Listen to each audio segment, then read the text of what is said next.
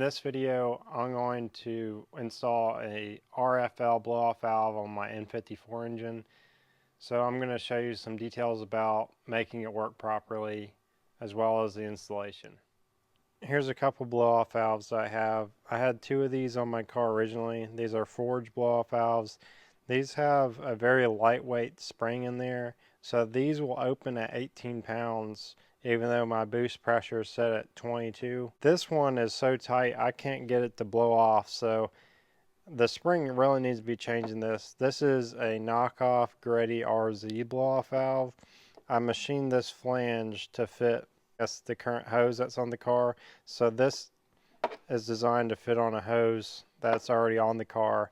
So I just machined this down to do the same thing, and then I made that flange fit.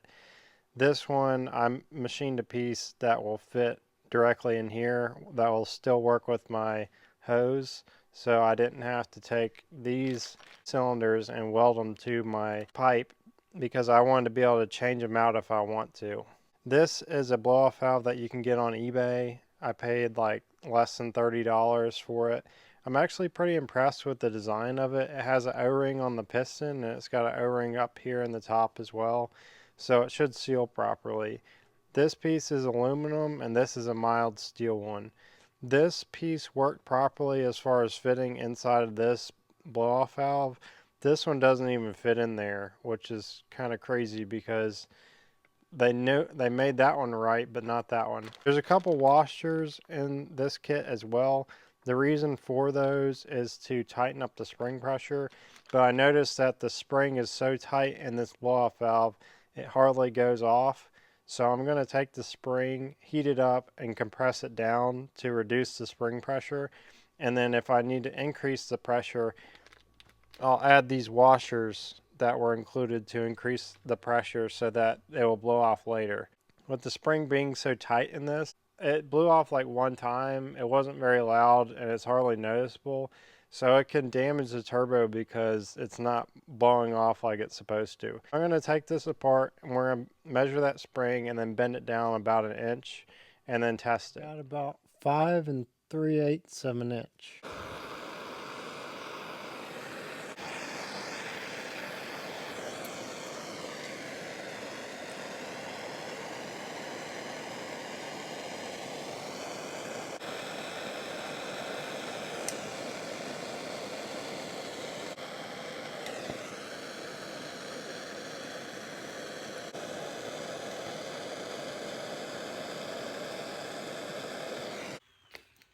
I was trying to put some of these washers on here just in case I needed it, and you'll notice that they're actually too small.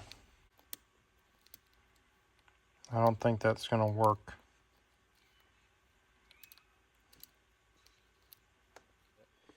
I don't know if this is a proper way to do this. Probably not. You can buy the different springs. I was just hoping that this would work. So we'll see if it works or not.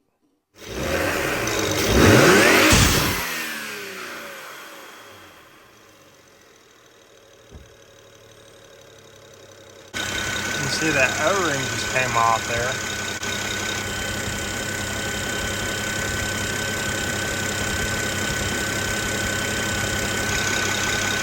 This is the original O-ring. It wasn't a real tight fit, so it just flew off there. I picked up some other O-rings that will hug it a lot tighter, so I put one of these on there. I might have to cut that groove to make the O-ring go right under the size of this outside diameter there.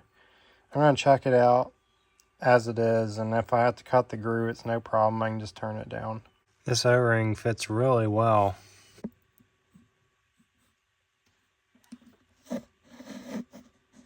So I'm not going to cut that groove at all. That should fit perfectly. I just got to thread this back together. You notice one thing is that it looked like the blow-off valve, or the valve, was open at idle. If you want it closed, the way to do that is to tighten the spring so it's closed at idle. Normally they are open, but it will, in some cases, the spring needs to be tighter if you run more boost, so it might be closed at idle.